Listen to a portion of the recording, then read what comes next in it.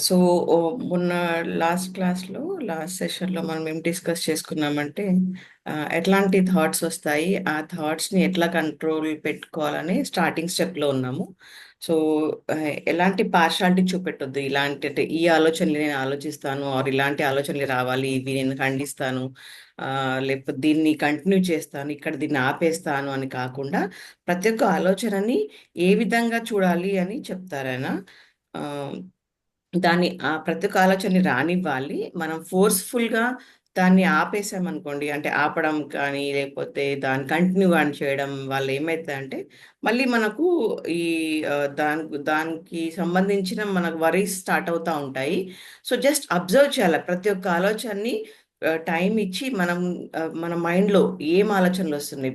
Previous వస్తున్నాయా? Present వస్తున్నాయా? Future వస్తున్నాయా? ఎట్లాంటివి వస్తున్నాయా? అని ప్రతి ఒక్క ఆలోచనని గమనిస్తూ ఉండాలి.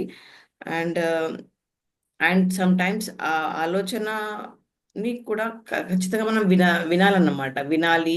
ఒక్కోసారి మనకు అది విజువలైజ్ కూడా అవుతుంది కాబట్టి, దాన్ని పర్టిక్యులర్‌గా గమనించి దాన్ని ఆహ్, ఆహ్, లైక్ మనం అనుకున్నట్టుగా ఈవెన్ మనం రాసుకోవచ్చా? లేకపోతే దాన్ని గుర్తుపెట్టుకొని ఎందుకొస్తున్నాయి థాట్ అన్న ఒక డీటెయిల్‌గా ఇన్ఫర్మేషన్‌గా మనం వెళ్తే దాన్ని ఆపే ఛాన్స్ ఉంటది. అండ్ సో, ఈ ఆలోచనలనేది మనం ఒకవేళ దాన్ని ఆహ్, ఇప్పుడు ప్రశాంతత కోరుకుంటున్నాము, చాలా ఆనందంగా ఉండాలనుకుంటున్నాం అన్నప్పుడు ఏమనుకుంటామంటే, మనం ఎట్లాంటి పనులు చేయొద్దనో, లేకపోతే ఒక చెట్టు కిందకెళ్తే మనకు అట్లాంటి ప్రశాంతత దొరుకుతుందనో, లేకపోతే హిమాలయాలకెళ్తే, లేకపోతే ఒక మూవీ చూస్తే సో, ఇట్లాంటివి మనము మన రెస్పాన్సిబిలిటీస్‌ని తప్పించుకొని, మనం చేసే ప్రయత్నానికి ఇది ఇది మనకు ఆ కోణంగా కనిపిస్తదని చెప్తున్నారీయన. ఏమంటున్నారంటే లైక్ డే అంతా మీరు పనిచేసొచ్చేసి నేను ఈరోజంతా కష్టపడ్డాను. నేను పీస్‌గా ఉండాలా, ప్రశాంతంగా ఉండాలి. లేకపోతే నేను ఎంటర్‌టైన్‌మెంట్ ఈస్ డిఫరెంట్. అగైన్ ఆహ్, మన రెస్పాన్సిబిలిటీస్‌ని మనం మిస్ చేసుకొని, మనము తప్పించుకొని తిరగడము, ప్రశాంతత కోసము, లేకపోతే ఒక ఆహ్, ఏమంటారు, ఒకసారి ఒక పీస్. సారీ. చెప్పండి, చెప్పండి. ఆ! సో, అట్లా అంటే ప్రతి ఒక్క ఆహ్, మొమెంట్ మీ లైఫ్‌లో ప్రతి ఒక్క మొమెంట్ మీరు కాన్షియస్‌గా ఉండాలి. అలర్ట్‌గా ఉండాలి. చాలా వైబ్రెంట్‌గా అంటే చాలా హుషారుగా ఉండాలి. సో, ఇది నేను అంటే కూర్చుంటేనే నాకు ప్రశాంతంగా దొరుకుతుందని మన మైండ్ సెట్‌ని అలా ప్రిపేర్ చేయకుండా మన రెగ్యులర్ డే లైఫ్‌లో మనం గమనించుకుంటూ దాంట్లో నుంచి మనం ఏం ఆలోచిస్తున్నామని పర్టిక్యులర్‌గా తీసి దాని గురించి ఒక ఒక అంటే ఒక ప్రణాళిక వేసుకొని, అంటే ఇట్లాంటి ఆలోచనలు వస్తున్నాయి నాకు, ఎందుకొస్తున్నాయన్న డీటెయిల్ ఇన్ఫర్మేషన్ తీసుకొని దాన్ని అవాయిడ్ చేసే ప్రయత్నం చేయాలి తప్ప, దాన్ని దాని నుంచి పారిపోయి దాంట్లో నుంచి పీస్ కనుక్కోవడం అనేది కరెక్ట్ కాదని చెప్తున్నారు. And okay. When a thought subsides experience discontinuously. So, ఇది మన ప్రాక్టీస్ వల్ల అవుతుంది. ఒక రోజు, 2 రోజుల్లో అయ్యే పని కాదిది. సో, డైలీ ప్రాక్టీస్ వల్ల మన ఆలోచనలు అబ్జర్వ్ చేయడం వల్ల మనకి స్థిరత్వం అనేది కలుగుతుందని చెప్తున్నారు. And yeah! సో, దీనివల్ల మనము ఈ ఇంతకు గూడా అనుకున్నాం కదా! చాలా ఆలోచించడం వల్ల మన ఎనర్జీ అనేది లో అయిపోతుంది. సో, ఇట్లా కాన్సంట్రేషన్ చేయడం వల్ల ఆ గ్యాప్స్ అనేవి పెరుగుతాయి. అంటే మనం ఎప్పుడైతే మనం ఆ రోజు గూడా ప్రాక్టికల్‌గా చూసుకున్నాం. సార్ చేయించిర్రు కదా!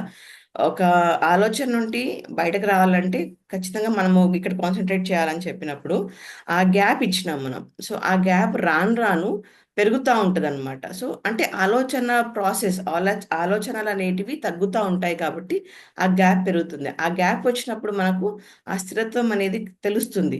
సో, ఆ స్థిరత్వం పెరిగిన కొద్దీ మన ఆలోచనలు తగ్గుతా ఉంటాయి. ఈదర్‌గా సేమ్ వే మనకు ఆ బాడీకి ఎనర్జీ వస్తుంది. మైండ్‌కి కూడా ఆ స్థిరత్వం వచ్చి మనకు ఏమంటారు? మనకు హాయి ప్రశాంతత అనేది ఏర్పడుతుంది. సార్ మీరు యాడ్ చేస్తారు. యాహ్! గుడ్.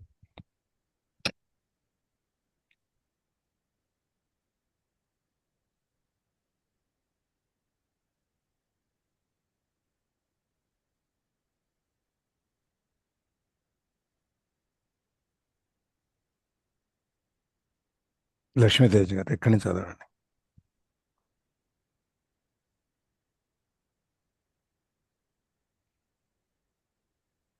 లక్ష్మీ తేజ గారు. As you go, Akan, um, as you go more deeply into this realm of no mind, as it is sometimes called in the East, you realize the state of pure consciousness. In that state, you feel your own presence with such an intensity and such joy that all thinking, all emotions, your physical body as well as whole external world become relatively insignificant in comparison to it. And yet, this is not a selfish but a selfless state. It takes you beyond what you previously thought of as yourself. That presence is essentially you, and at the same time inconceivably greater than you. What I am trying to convey here may sound paradoxical or even contradictory, but there is no other way that I can express it. Okay. కొంచెం స్లోగా చదవండి. Okay.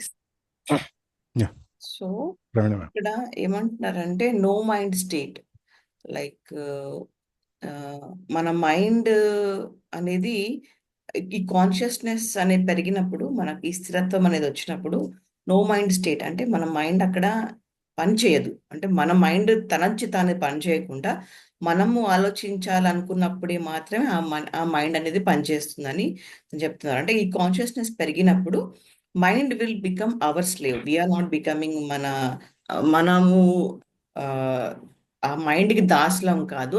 ఆ మైండే మనం చెప్పినట్టల్లా వింటుంది అని చెప్తున్నారు.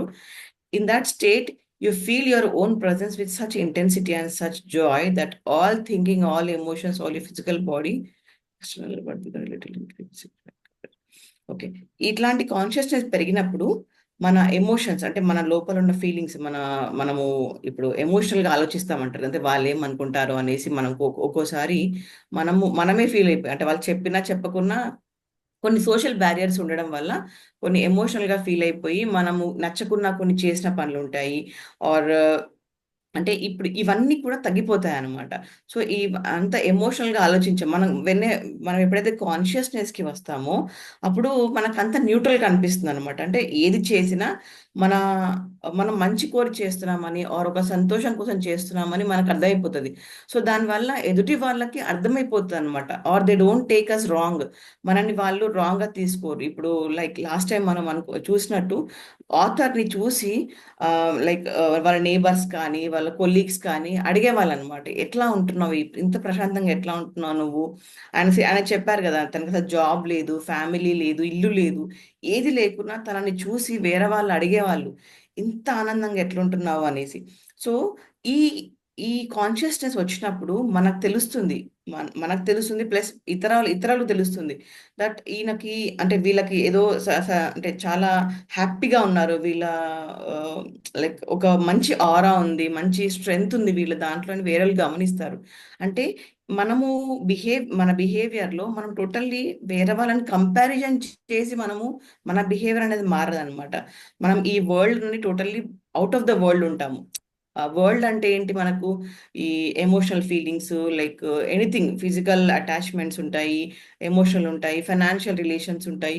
So ఇవన్నిటి నుంచి మనం చాలా దూరంగా వచ్చేస్తాం అనమాట ఎప్పుడు మనకు ఓన్ సెల్ఫ్ కాన్షియస్నెస్ వచ్చినప్పుడు. సో కానీ ఇది కరెక్ట్ కాదే అని మనం అనుకుంటాం, ఎందుకంటే మనము when we are a social being, మనము ఒక ప్రపంచంలో ఉంటున్నప్పుడు ప్రతి ఒక్కరితో రిలేషన్ పెట్టుకోవాలి కదా అని మనం అంటాము.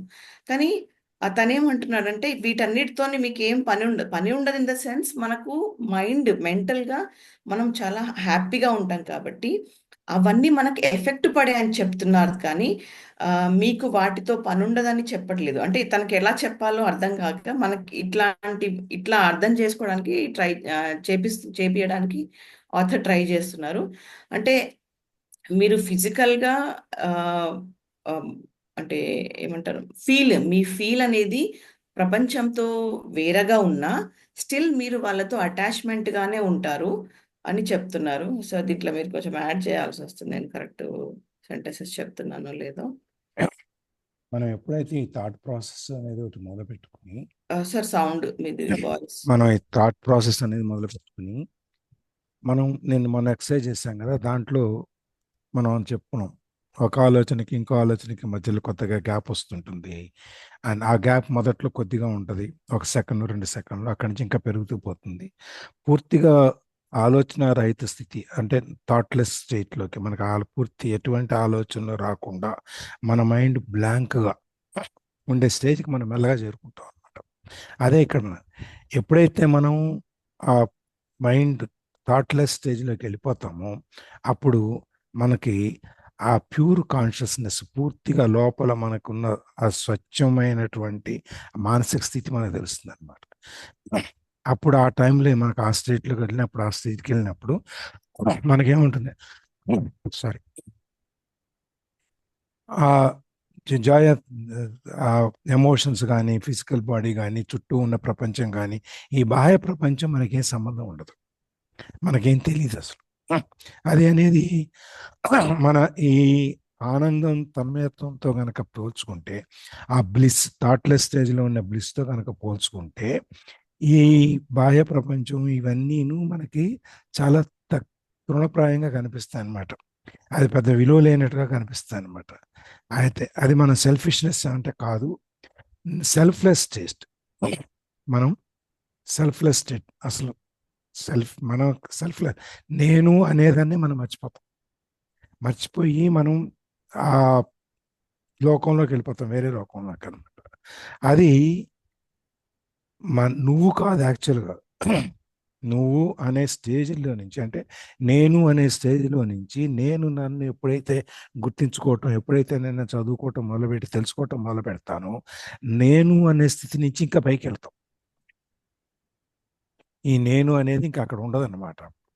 అది ఎంత పైకి వెళ్తాము అంటే నీకంటే అది ఆలోచించడానికి కూడా ఇన్కన్సీవబుల్. అది మనం ఎంత నేను అనే స్థితిలో నుంచి మనం బయటకు వచ్చినప్పుడు మనం ఏ స్థాయికి వెళ్తాం అనేది అది మనం ఊహించలేము అనమాట. సో ఇక్కడ చెప్పదలుచుకుంది ఏంటంటే, ఆయన ఇది చెప్పేదానికి చాలా పారాడాక్సికల్గాను, లేకపోతే ఒకదానికొకటి కాంట్రడిక్టరీగాను, వ్యతిరేకంగాను ఉండొచ్చు, కానీ నేను ఇంతకంటే అంటే ఆ యొక్క ఆనందాన్ని, లేకపోతే ఆ యొక్క నేను అనే దాంట్లో నుంచి బయటకు వచ్చిన స్థితిని వర్ణించటానికి ఆయనకి వేరే మాటలు లేవన్నమాట. ఇక్కడ ఇది మీరు ఈ స్థితిలో నుంచి మీరు బయటకు వస్తారు, ఈ బాహ్య ప్రపంచంతో మీకేం సంబంధం ఉండదు. అంటే మనం తినేటప్పుడు ఉప్పు ఎక్కువైందా కారం ఎక్కువైందా కూడా మనకు సంబంధం లేదు. తిన్నామా లేచామా పిల్ టైంకి అంతవరకు అయిపోతుంది.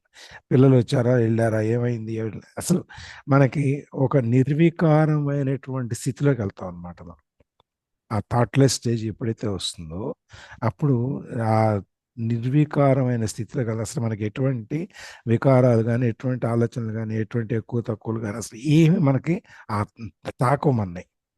ఆ దాంట్లో నుంచి బయటకు వస్తాం అనమాట. అది అది ఆ థాట్ ప్రాసెస్ ఎప్పుడైతే మనకు ఆగిపోతుందో, మనకు కావాల్సిన ఆలోచనలు మాత్రమే మనం తీసుకొచ్చుకోగలిగే స్థితికి మనం వెళ్తాం. వెళ్ళినప్పుడు మనకి ఇవన్నీ పెద్ద లెక్క, ఈ మిగిలిన ప్రపంచం అంతా పెద్ద లెక్కలోకి ఏం రాదు. అదే మనం అనేది సెల్ఫ్ యాక్చువలైజేషన్ స్టేజ్, మనని మనం తెలుసుకోవటానికి ఎక్కడ దాకా వెళ్తాము అనే దాని మీద అక్కడ ఆ స్థితికి చేరుతాం అనమాట. కులమానం అంటూ ఉండదు, ఇది స్టేట్ అని. ఎవరిది వాళ్ళు ఎక్స్పీరియన్స్ చేయాల్సిందే. అదే సినిమాలో చెప్తాడే, అత్తారింటికి దారేది సినిమాలో, మా షేర్లు కొనుక్కుంటే నీకేం వస్తుందిరా అంటే ఆనందం వస్తుంది. ఆనందం ఎక్కడుందిరా చెప్పరా అని చెప్పి వీడు కొడతా ఉంటాడు పవన్ కళ్యాణ్. ఆనందం అనేది ఎక్స్ప్లెయిన్ చేయడానికి అవకాశం లేదు. కోపం చూపించవచ్చు, బాధను చూపించవచ్చు, ఇంకే విధంగా చూపించవచ్చు, కానీ ఆనందాన్ని ఈ విధంగా నేను ఆనందాన్ని అనుభవిస్తున్నానని చెప్పడానికి అక్కడ లేదు. ఎట్లా చెప్తారు చెప్పండి? వాళ్ళ ఫేస్ రియాక్షన్ చూసి చెప్పచ్చు. ఫేస్ ఏముంటుంది, వాళ్ళ ఒక గ్లో, ఒక గ్లో ఉంటుంది కదా సార్ వాళ్ళ, ఒక ప్రశాంతత, అంటే ఆ పీస్నెస్ అనేది కొందరిలో కనబడుతుంది అనమాట. అది వీడికి ఫీల్ అవ్వాలి కదా. అవును సార్. మీరు గమనిస్తారు బాగానే ఉంది, అది చెప్పాడు ఆల్రెడీ మనకి చెప్పేశాడు. నీలో ఇప్పుడు ఉన్న కోపం వచ్చినప్పుడు కూడా కొన్ని చూపెట్టలేనప్పుడు మనకు తెలుస్తుంది. మన ఫీల్ ఎట్లుంటదంటే లైక్ బ్లడ్ ఫ్లో అయిపోతుంటది, చెమటలు పట్టేస్తాయి, లేకపోతే కోపం వస్తుంది, నరాలు పట్టేసినట్టయితే. అది అంటే ఏదైనా ఒక ఫీల్ అన్నమాట. సో ఆ సంతోషం అనేది కూడా ఎంత ఫీలింగ్ అంటే అసలు ఆ ప్రపంచంతోని బయట ఎంత మంచి అది ఎక్స్ప్లెయిన్ చేయలేము. కలర్ఫుల్ పీపుల్ ఉన్నా, మంచి సినిమా ఆడుతున్నా, మన మైండ్ అనేది ప్రశాంతంగా లేకపోతే అది ఎదురుగా ఏదున్నా వేస్ట్. మ్యాక్సిమం మీకు కోపం వచ్చింది అనుకోండి, అదో ఏదో ఇసిరేస్తారు, ఏదో పాల్గొడతారు. లేదు బాధ వచ్చింది అనుకోండి, ఏదో మూల పోయి కూర్చుంటారు, లేకపోతే తలుపేసుకొని పడుకుంటారు. ఇంకోటి ఏదైనా చూపించచ్చు. ఈ ఆనందం, తన్మయత్వం మీరు లీనమైపోవడం అనేది మీరు ఏ విధంగా ఎక్స్ప్లెయిన్ చేయగలుగుతారు? నేను చాలా బ్లిస్లో ఉన్నాను, నేను చాలా ఆనందంలో మునిగిపోయి ఉన్నాను, నన్ను ఎవరు డిస్టర్బ్ చేయపడని చెప్తారా? ఇట్లా కూర్చుంటాం సార్, ఇట్లా అసలు ఎంత అంటే ఫీల్ అవుతూ ఉంటాం తప్ప దానికి ఏం చేయడానికి లేదు. చెప్పటానికి, ఎక్స్ప్లెయిన్ చేయడానికి అవ్వదు. లేదు, that's what I'm trying to say. చూపించడానికి కూడా ఉండదు. నాకు చాలా కోపం వచ్చింది అని చెప్పి మనం చూపిస్తాం దాన్ని, అరుస్తాము, చూపిస్తాం, కానీ ఇది చూపెట్టలేము. ఇది చూపెట్టలేము అనమాట. దట్స్ వాట్ ఈ సేస్. మనం ఆ స్టేజ్ నుంచి బయటికి వెళ్ళిపోతాం, పైకి వెళ్ళిపోతాం, ఇంకా ఎక్కువకి వెళ్ళిపోతాం.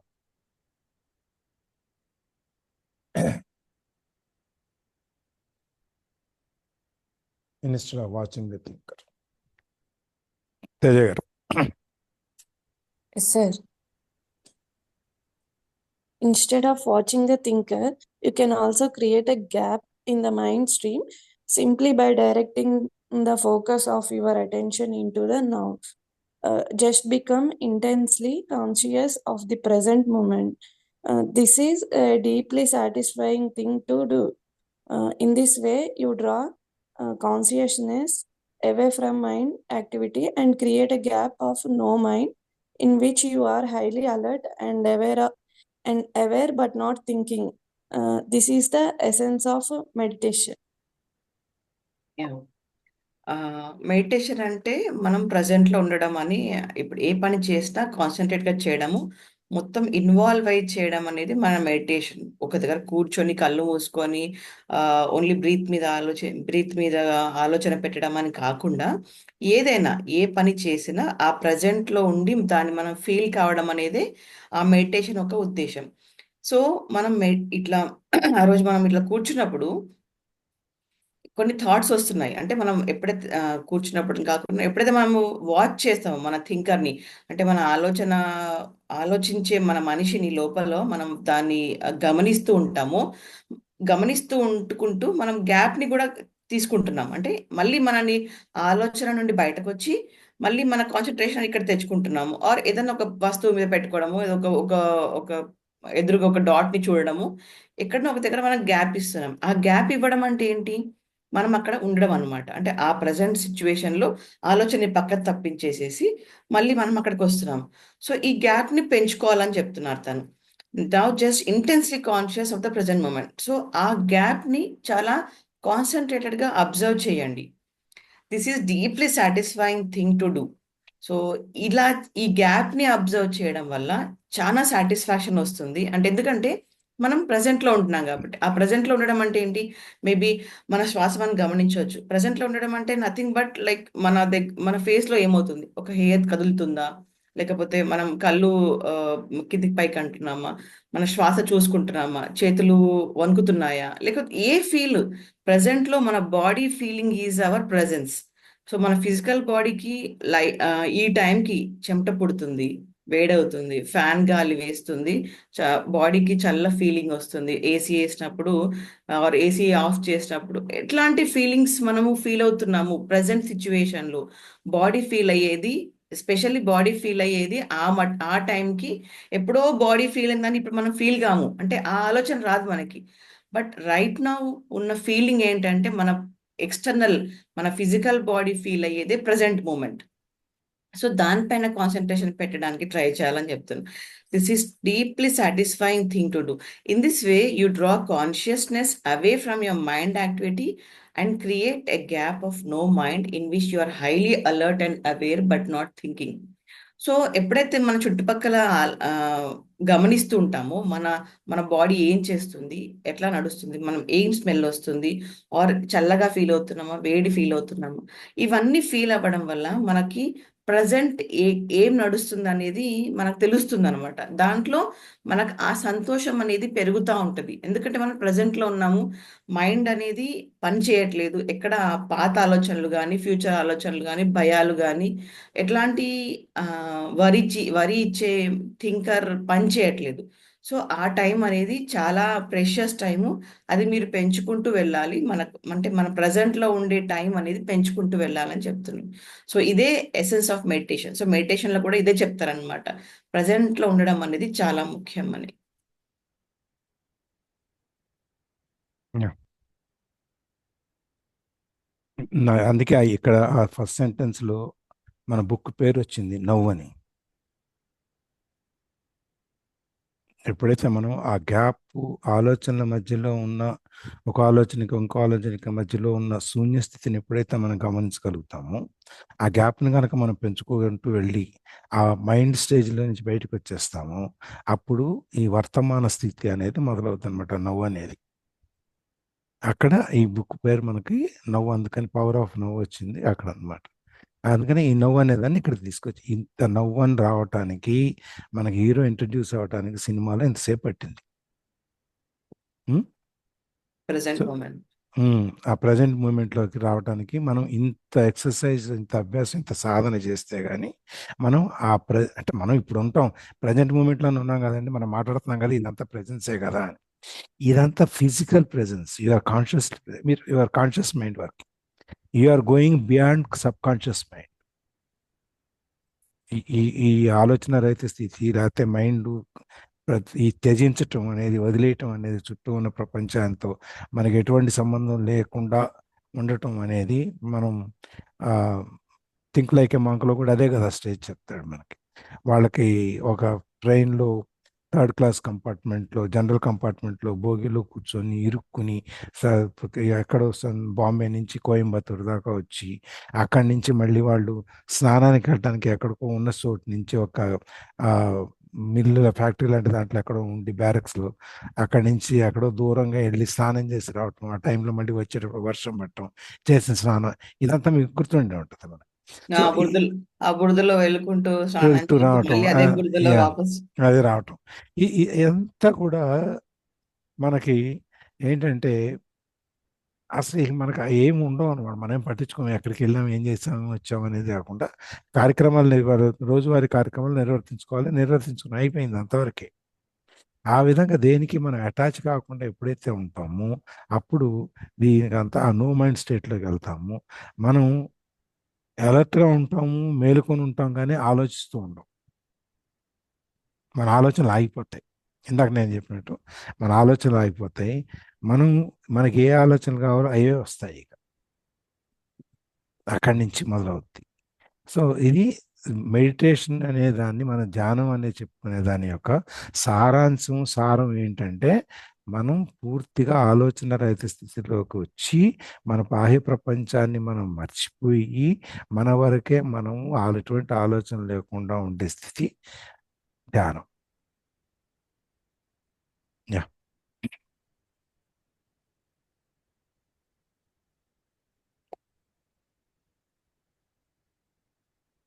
చదవండి. మీరు అలర్ట్గా ఉండాలి. Yes. In your everyday life, you can practice this by taking any routine activity that normally is only a means to an end, and giving it your fullest attention, so that it becomes an end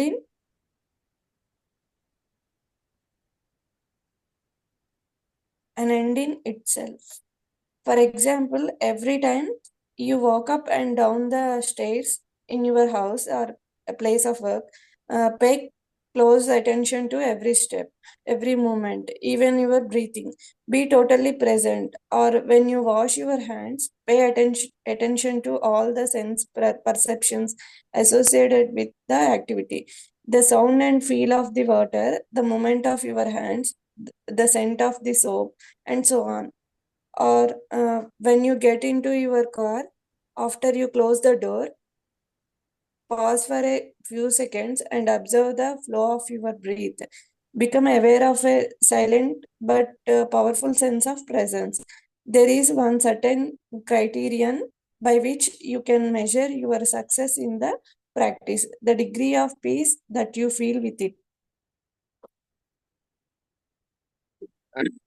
so ఈయన ఏమంటారంటే మన ఈ practice అనేది daily లైఫ్లో మనం చేసే regular పనులలో నుంచి మనం స్టార్ట్ చేయొచ్చు. ఎట్లా అంటే ప్రతి ఒక్క పనిని మనం గమనిస్తూ చేయడము.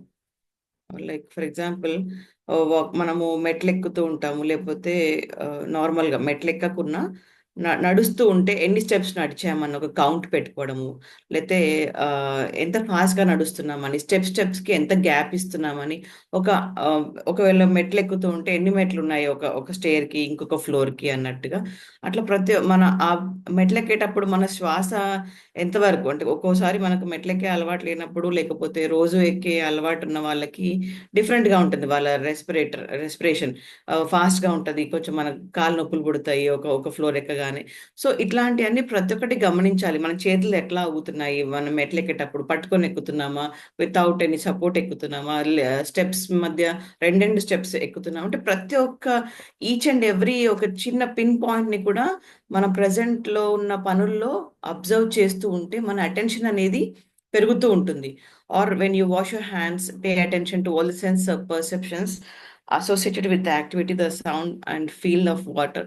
సో ఈవెన్ హ్యాండ్ వాష్ చేసుకున్నప్పుడు, బ్రష్ చేసుకునేటప్పుడు వాటర్ ఫ్లో వస్తుంది, దాని సౌండ్ ఎట్లా ఉంటుంది, ఎంత ఫుల్ ప్రెషర్తో వస్తుందా, నార్మల్గా వస్తుందా, ఆర్ క్లియర్ వాటర్ ఉన్నాయా, వాష్ బేసిన్ పెద్దగా ఉందా, మన హ్యాండ్స్ అక్కడ దాకా వెళ్తున్నాయా, సోప్ ముట్టుకుంటే చల్లగా ఉందా, లేకపోతే ఆ స్మెల్ ఎట్లా వస్తుంది, జారుడుగా ఉందా. ఈచ్ అండ్ ఎవ్రీ మూమెంట్ని అబ్జర్వ్ చేస్తూ ఉంటే మనకు ఆ ఇంటెన్సిటీ అని తెలుస్తుంది అనమాట. Or when you get into the car after your close door, pause for the few seconds and observe the flow of breath. So car కూడా మనం కార్లో కూర్చున్నప్పుడు ఎట్లా ఉంటుంది, కుషన్ మనం ఫీల్ అవుతాము, సీట్లో కూర్చున్నప్పుడు ఏసీ వేస్తాము, కార్ని ఆన్ చేస్తాము, గ్లాసెస్ కిందికి అంటాము, అది ఎట్లా ఎంత స్లోగా కిందికి వస్తుంటాయి.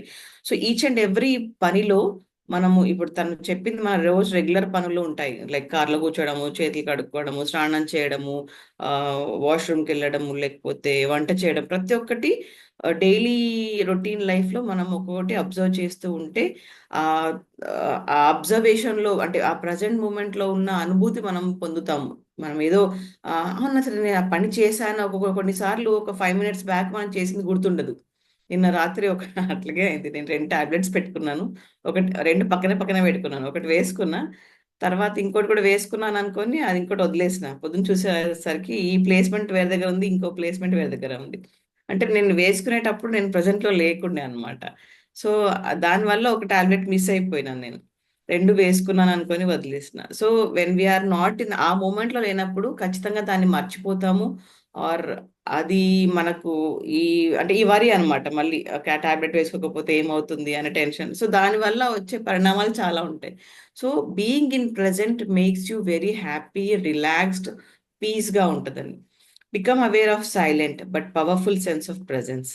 సో మనకు సైలెన్స్ని ఎట్లా ఫీల్ కావాలి, ఇప్పుడు మనము మైండ్లో ఎలాంటి ఆలోచనలు లేదు అన్నప్పుడు ఏంటి, అది సైలెన్సే. బట్ స్టిల్ మనము ఆ ఆ ప్రజెంట్ మూమెంట్లో ఉండి అన్ని గమనిస్తున్నాము. So there is one certain criterion by which you can measure your success in this practice, the degree of peace within it. So ఇట్లా చేస్తూ ఉంటే మనకు స్టార్టింగ్ డేకి ఆర్ ఫస్ట్ డేకి ఒక 1 month తర్వాతనో 2 months తర్వాతనో మన కెపాసిటీ బట్టి మనకు ఎంతవరకు మనం హ్యాపీగా ఉన్నాము, ఎంతవరకు మన కాన్షియస్నెస్ మనం పెంచుకున్నాము, ఎంతవరకు మన పీస్ని మనం అనుభవిస్తున్నాము అనేది ఒక డిగ్రీ తెలుస్తుంది అనమాట. ఎంత డిగ్రీలో ఉన్నాము, ఎంత కాన్షియస్నెస్కి పెరిగాము, 1 to 10లో ఎంత నంబర్ ఇవ్వచ్చు, 2కి వచ్చామా, 10కి వచ్చామా, 5కి వచ్చామా అని మనము రేట్ చేసుకోవచ్చు ఆ ఫీలింగ్ని బట్టి. ఏ పని చేసినా మనం దాంట్లో ఇన్వాల్వ్ అవ్వాలి. ఇన్వాల్వ్ అవ్వకపోతే మనకు ఆ పని మీద ఏం చేస్తున్నాం అనేది తెలియదు. మనం క్లాస్ చేస్తున్నాము, చదువుతున్నాము, లేకపోతే మాట్లాడుతున్నాము, వింటున్నాము, ఆ దాంట్లో మనం కనుక వినటం అనేదే ఉందనుకోండి, ఫర్ ఎగ్జాంపుల్ ఆ వినటాల్లో మనం ఇన్వాల్వ్ అవ్వాలి. నేను వింటూ చిన్న ఫోన్ చూసుకుంటూ మెసేజ్లు చూసుకుంటూ కూర్చోవటం, లేకపోతే రిలాక్స్ అయ్యి సోఫాలో పడుకుని వెనకాల వాలిపోయి చెప్తుందిలే అని చెప్పేసి ఉంటాం, లేకపోతే పక్కన మాట్లాడుతూ ఉంటాం, లేకపోతే ఇంకేదో గుర్తొస్తుంది ఆ టైంలో ఎవరికి ఫోన్ చేయాలని వెంటనే మనం ఆ కెమెరా ఆపేసి వీడియో ఆపేసి ఫోన్ చేసుకున్నాం. ఇవన్నీ మనం ఇక్కడ బాడీ ప్రెజెంట్ మైండ్ ఆబ్సెంట్ అంటాం చూసారా. మన కాలేజీలో ఉన్నప్పుడు చెప్పేవాళ్ళం, ఎరా ఎక్కడ ఉన్నారంటే మై బాడీ ప్రజెంట్ మైండ్ ఎక్కడ ఉంది వీడికి అని చెప్పి లెక్చరర్లు తిడుతుండేవాళ్ళు. మీకు తెలుసది, మాకైతే ఎక్కువ ఉండేది, మరి మీకు ఎట్లా ఉండేది తెలియదు కానీ Yes, sir. Mind absent body body present mind absent అని చెప్పేవాళ్ళు. అట్లా మనం ఏ పని మీద ఉన్నామో ఆ పని మీద మన పూర్తి ధ్యాసను ఉంచాలి. మనం రోజు అనుకుంటున్నాం కదా, ధ్యానం అంటే ఎక్కడో కూర్చొని కళ్ళు మూసుకొని చిన్నముద్ర వేసుకొని కూర్చోటమే కాదు, నువ్వు చేసే పని మీద పూర్తి మనసు నాకు పెట్టి వేరే ఆలోచన రాకుండా చేస్తే అది కూడా మనకి ధ్యానం అని చెప్పి మనం చెప్పుకుంటాం. చాలాసార్లు చెప్పుకున్నాం ఇంతకుముందు మనం. ఇది కూడా అదే అనమాట. మా కార్లో ఎక్కిన, ఇప్పుడు మెట్లు ఎక్కి దిగుతున్నావు రోజు, నువ్వు ఫస్ట్ ఫ్లోర్లో ఉన్నావు సరే, లిఫ్ట్ ఎందుకులే అని చెప్పి మెట్లు ఎక్కి దిగుతున్నావు అనుకోండి, గోడ మీద ఏం మచ్చలు పడి మరకలు పడి, ఆ మూల గోడ మరకలు మూల జాయింట్లు ఏం పడి, లేకపోతే రైలింగ్ మీద ఎంత డస్ట్ ఉంది, వీడు తుడుస్తున్నాడా లేదా, సెక్యూరిటీ వాచ్మెన్ తుడుస్తున్నాడా లేదా, మెట్ల మీద ఎంత దుమ్ము ఉంది. ఇవన్నీ మామూలుగా ఏం చేస్తా, టక్ టక్ దిగి వెళ్ళిపోతాం, టక్ టక్ దిగి ఎక్కి వచ్చేస్తాం. అసలు ఎన్ని మెట్లు ఉన్నాయంటే కూడా తెలియదు.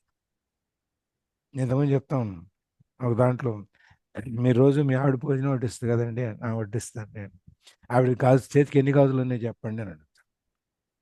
అది కూడా తెలియదు మనకి. గమనించాం, అది పార్ట్ ఆఫ్ మైండ్ కాదు మనకి. అవన్నీ కూడా ప్రతిదీ మనం చేసేటప్పుడు ఏ పని అయినా కానీ పూర్తి దీక్షతో, పూర్తి ఏకాగ్రతతో అదే పని మీద మన పూర్తి దృష్టిని మన ఏకాగ్రత నుంచి చేస్తే అదే ధ్యానం.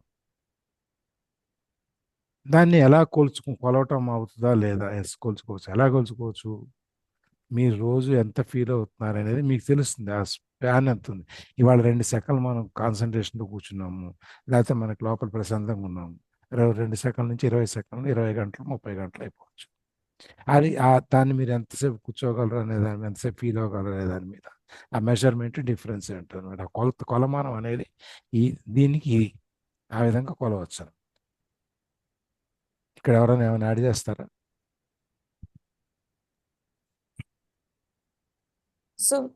So the single most vital step on your journey towards enlightenment is this: learn to disidentify from your mind. Every time you create a gap in the stream of mind, the light of your consciousness grows stronger. One day, you may catch yourself smiling at the voice in your head as you would smile at the antics of a child. This means that you no longer take the content of your mind all that seriously, as your sense of self does not depend on it. Sir, ఇది continue చేయాలి sir.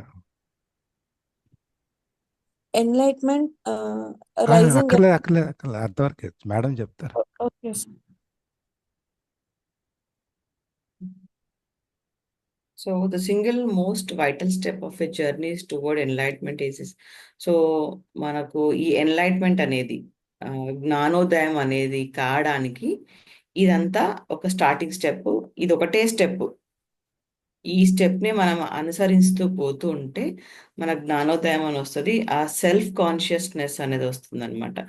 Learn to disidentify from your mind. ఇప్పుడు మన mind ఏంటి, ఒకటి identify చేస్తుంది. Like ఒక bottle identify చేసి దాని గురించి మనకు ఒక వస్తువు చూసినప్పుడు కానీ, ఒక మనిషిని చూసినప్పుడు కానీ ప్రీవియస్తో పాత గుర్తొచ్చో, లేకపోతే ఇంకా ఆబ్వియస్లీ పాత గుర్తొస్తాయి. ప్రజెంట్ ఏం జరుగుతుంది అనేది మన మైండ్ చేసే పని కాదు.